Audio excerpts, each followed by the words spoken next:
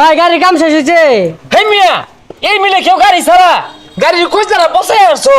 গাড়ি কি কাম করাইছিল আর জীবনে?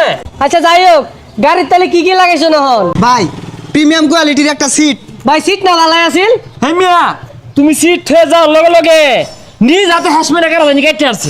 পরে প্রিমিয়াম কোয়ালিটির একটা ট্যাঙ্কি। ভাই ট্যাঙ্কি তো ঠিকই আছিল, নতুন ট্যাঙ্কি কদিন আগে লাগাইলাম। আরে মিয়া, তোল দেশি আছে তেল ভরে কানা হয়ে গেছে গা। কারা জানি বাড়ি মাছ হাতুর দিয়ে পরে আর ফাইভের একটা মাথা। মাথা পরে হইতাছে দুইটা সাইলেন্সার, আরো দুই তিনটা লাগতে পারে। ভাই সাইলেন্সার তো নতুন আমারটা। তুমি বেশি বুঝতাছ। হ্যাঁ, তোমার গাড়ি দেখি একটা মুড়ি ভাই করছি, তুমি জানতাছ?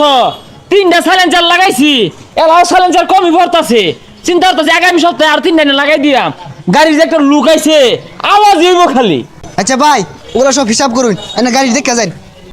ভাই এই যে গাড়ির লুক। জানি অবাক হইছি না, অবাক হওয়ারই কথা, কারণ অবাক করার কাজ যেটা আমরা করি। এই মুড়ি ভাইটা এই শেরপুর মধ্যে কেউ করা পাইতো না। এই যে একটা সাইলেন্সার লাগাইছি, খালি কি আওয়াজ দিব জানুন, 300 ফিট কাঁপবো। এইবার একটা লাগাইছি, এই মনে করুন যে বরবট করবো। আর মনে করুন যে এই যে একটা জিনিস যে পুরাই মাখি আগুন আগুন, আর এটা ধরলে তোমরা শান্তি হয়ে যাবেন গা। আরে ফেলে আরে ভাই আরেকটা তো কইলেন না, এই প্রিমিয়াম কোয়ালিটির ট্যাঙ্কির কথা তো কইছুনি না।